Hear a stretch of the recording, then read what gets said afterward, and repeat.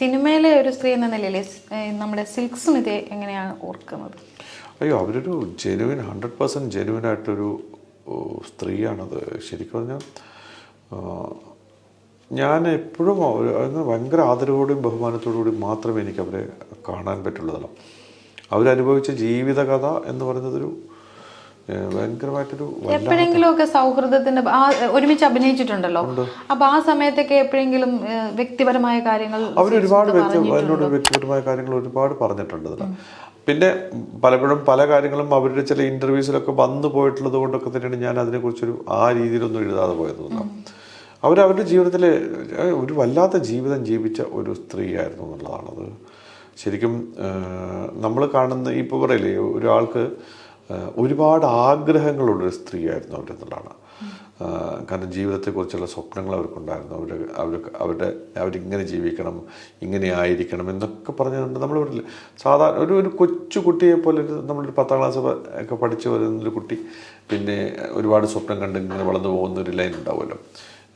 അത് കുടുംബത്തെക്കുറിച്ച്, വിവാഹത്തെക്കുറിച്ച്, മക്കളെക്കുറിച്ച് ഒക്കെ ഒരുപാട് സ്വപ്നം കണ്ടിട്ടുന്ന ഒരു സ്ത്രീയായിരുന്നു. അതെല്ലാം അവർ പറയുകയും ചെയ്തിട്ടുണ്ടാണ്. ഞാനതെപ്പോഴും എനിക്കൊരു വേറൊരു ഇത് തോന്നിയിട്ടുള്ളത് അവരുടെ കാരണം ശരീരം മുഴുവൻ മേക്കപ്പ് ചെയ്ത് വേറൊരു ശരിക്കും എൻ്റെ ഡിഫറെൻ്റ് ആയിട്ടുള്ളൊരു രൂപമായിട്ടാണ് അവർ ആഫ്റ്റർ മേക്കപ്പ് വരുന്നത് തന്നെ. ഞാൻ പലപ്പോഴും ആലോചിച്ചിട്ടുള്ളത് എന്ന് വെച്ച് കഴിഞ്ഞാൽ അവരവരുടെ ജീവിതത്തിനകത്ത് നമ്മൾ അവർ എന്നോട് സംസാരിച്ചു കൊടുക്കും. ഏറ്റവും സങ്കടമുണ്ടാക്കുന്ന സാധനം എന്ന് വെച്ച് കഴിഞ്ഞാൽ അവരുടെ ജീവിതത്തിൽ ഏറ്റവും വലിയ ആഗ്രഹമായിരുന്നു ഒരു സിനിമയിലെങ്കിലും ഒരു വധുവായിട്ട് വരണമെന്നുള്ളത്. അത് എൻ്റെ കൂടെയാണ് സാധിച്ചത്. ഞാനായിരുന്നു അവരുടെ കഴുത്തിൽ താലി കെട്ടിയത്. അങ്ങനെ സീൻ അവരുടെ ജീവിതത്തിൽ ആകെ കൂടി ഒരു പ്രാവശ്യമേ ഉണ്ടായിട്ടുള്ളൂ. അത് എന്നോടൊപ്പമുള്ള ആ സിനിമയിലായിരുന്നു, പള്ളിവാതിൽക്കൽ വെച്ചിട്ടുണ്ട്. പക്ഷെ അത് അവർ കഴിഞ്ഞതിന് ശേഷം എന്നോട് ഭയങ്കര എൻ്റെ കൈ ഇങ്ങനെ പിടിച്ചിട്ട് അവർ പറഞ്ഞിട്ടുണ്ടായിരുന്നു. കാരണം ജീവിതത്തിൽ ഒരിക്കലും ഇങ്ങനെ സീൻ ഉണ്ടാവുമോ എന്ന് ഞാൻ അറിഞ്ഞിട്ടില്ല.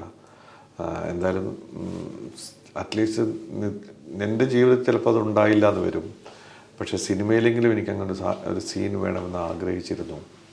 അത് ചെയ്തതിന് താങ്ക്സ് പറഞ്ഞുകൊണ്ടാണ് അവർ എന്നോട് സംസാരിച്ചതൊക്കെ.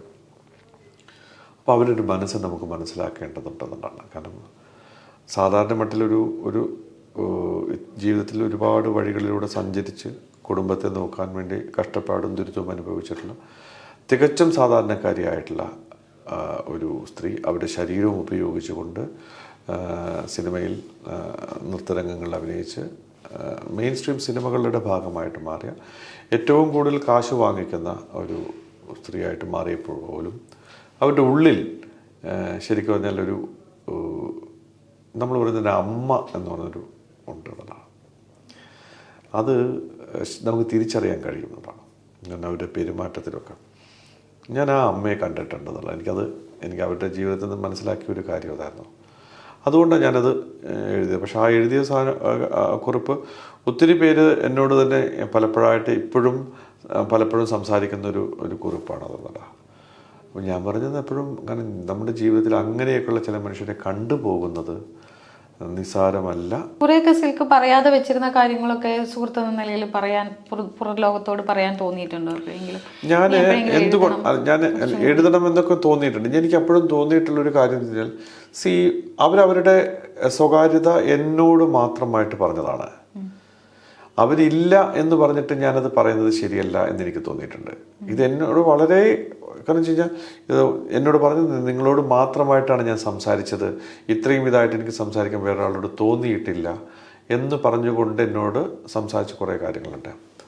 അപ്പം ഞാൻ ആലോചിക്കുന്നത് എന്താ വെച്ചാൽ അവർ സാധാരണ ഒരു സ്വാഭാവിക മരണമായിരുന്നില്ല, അവർ ആത്മഹത്യ ചെയ്തു എന്നുള്ളതാണ് നമ്മളോട് പറയുന്നത്.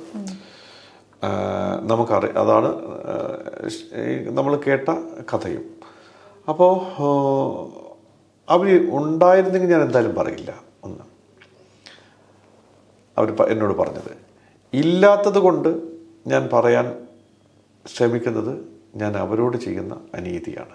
ഇത്രയൊക്കെ അടുത്ത് നിന്ന ഒരാളെന്ന നിലയിൽ ആ മരണത്തിന് ശേഷവും പിന്നീട് അത് എന്തുകൊണ്ടാണ് അങ്ങനെ സംഭവിച്ചതെന്നുള്ള ഒരു ഞാൻ അതിൻ്റെ അകത്തൊരു കാര്യം ചെയ്യാൻ ഒരു മനുഷ്യൻ ഞാൻ ഇപ്പോഴും വിശ്വസിക്കുന്ന സാധനം, ഒരു മനുഷ്യന് ഒരു ജീവിതമുണ്ട്, ഒരു മരണവുമുണ്ട്.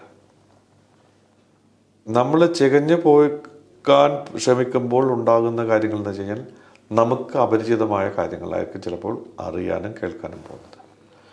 എനിക്കാകെ കൂടെ അറിയാവുന്ന സിൽക്ക് സ്മിത എന്ന് പറയുന്നത് എൻ്റെ കൂടെ കുറച്ച് നാൾ അഭിനയിച്ച ഒരു സ്ത്രീയാണ്.